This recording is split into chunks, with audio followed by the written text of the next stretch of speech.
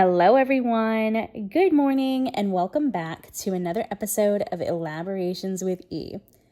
I'm your host, Ava, here to be your guide and your friend as we dive into the intricacies of life and spirituality in both esoteric and practical ways.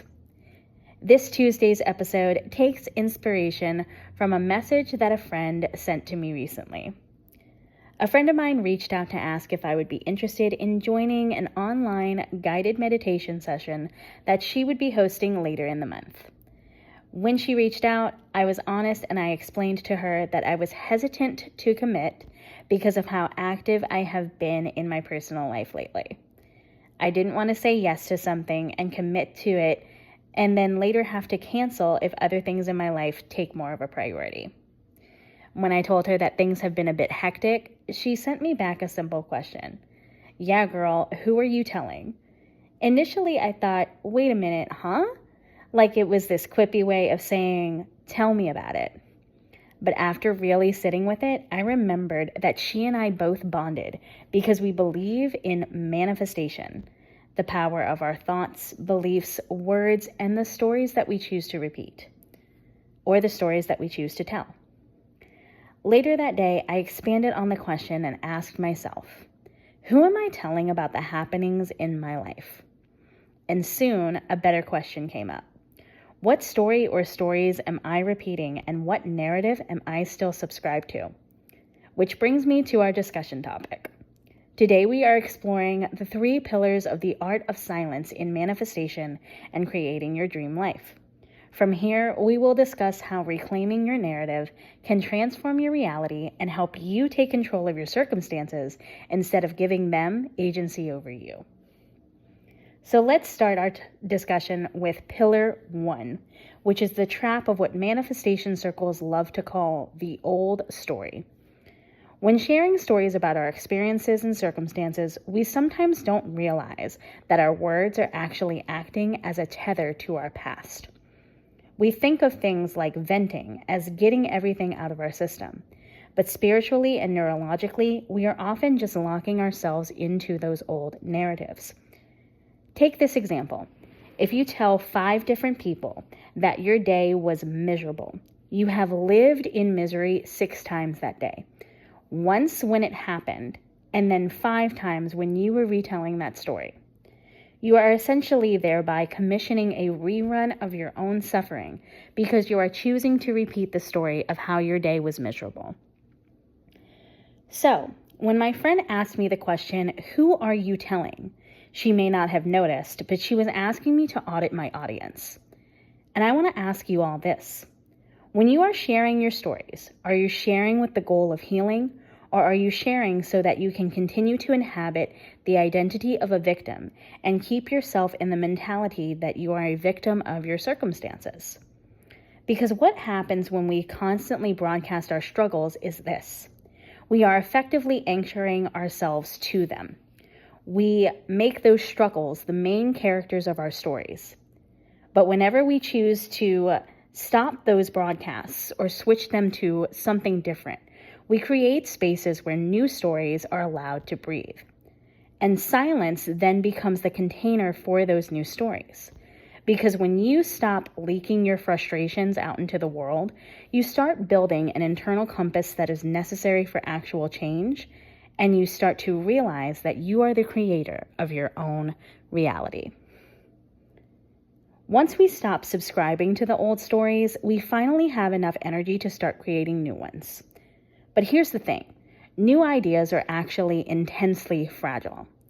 It is one thing to be silent about your problems, but it is just as important, if not more important, to stay silent and intentional about your potential and the future that you desire to have. And this brings me to Pillar 2, the seed phase of manifestation. Think about it this way. When you're first starting a new project or you're changing a habit, you're still figuring things out. You don't have all of the answers yet. And the second you tell someone, hey, I'm starting a business, or I'm moving to a new city, you're essentially giving them a front row seat to your process. And naturally, they're going to have opinions and questions. They might ask things such as, how are you going to afford that? Or is that really a stable career move?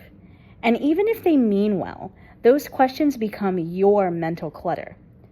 And now, instead of spending your energy actually building your dream, you're spending your energy defending your dream to someone who isn't even the one doing the work. You end up exhausted from that explanation before you have even made any real progress towards your goals. Think about it like planting a seed in a garden. When you continue to dig up the soil or you keep changing the plant's environment, you're giving it too much or too little sun exposure. You're giving it too much or too little water, or you're giving it improper soil and feed. You surrender the plant's ability to grow and thrive in its environment. Your ideas and passions are exactly the same. The more you discuss things with others, the more you allow certain influences to change the environment that your ideas are growing in. So the art of silence in manifestation isn't about just being secretive for the sake of it. It is about building a protective fortress around your focus so that you can actually get things off the ground without other people's fears and doubts getting into your head and clouding your vision. And finally, let's elaborate on pillar 3, evidence versus explanation. There is a very real, grounded power in simply showing up with finished products rather than lists of intentions. Think about how much time we spend trying to convince people that we've changed or that we are working on something humongous. When we do that, we're looking for a good job or a wow, that's great, or any other kind of sentence or affirmation to validate what it is that we are accomplishing and making it feel like we've already accomplished that goal. It's a cheap thrill and a dopamine hit that actually tricks our brains into thinking that the work is done when we haven't even started. So if you feel that itchy, desperate need to announce your plans to others, I want you to stop and ask yourself this first. Am I looking for support or am I looking for a shortcut to feeling successful? Because when you stay silent and you just do the work, you allow the results to speak for you. You don't have to explain your visions, you don't have to argue about why they're good ideas, and you don't have to seek validation. The work exists in the world, and that is the only proof that anyone, including you, actually needs. It is the difference between saying, I'm going to be a writer, and handing someone a book. One is a conversation, the other is a reality. So to wrap everything up, I want to end this episode by giving you 3 ways to actually practice the pillars of the art of silence, starting today. First one is the brain dump. If you've ever been with a therapist or a coach or even heard on the internet from somewhere that journaling is a really good process for getting everything out, this one is for you. If you're feeling overwhelmed, don't call 3 friends to complain. Instead, grab a notebook and get all of that old story junk out of your head and onto the paper. It lets you process the frustration and honor your feelings without making them your permanent identity. Because once it is on the page, the story is told. Number 2, the 24-hour narrative fast. Try one single day where you don't talk about your problems at all, not even with your significant other. If someone asks how you are, just say, I'm doing all right, and leave it there. Notice how much more energy you have at the end of the day when you aren't leaking through your speech about all of the stuff that's bothering you. And number 3, the private project. Pick one thing, just one thing, that you are working on right now and decide that you aren't going to tell a single person about it until it is finished. And see how it feels inside your body to have a secret that is just for you. Once you finish the project or you achieve that goal, then share it with the world and see how people respond. That is all I have for you today. And as you move through the rest of your week, keep that question in the back of your mind. Who am I telling?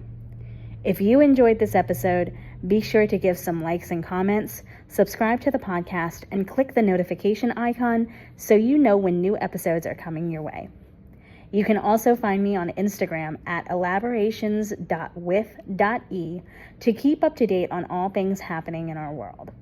I am still in the process of renovating the page, so the minimalism you see there is just being its own seed phase for now. As always, take care, and I will connect with you again in the next episode. Bye for now.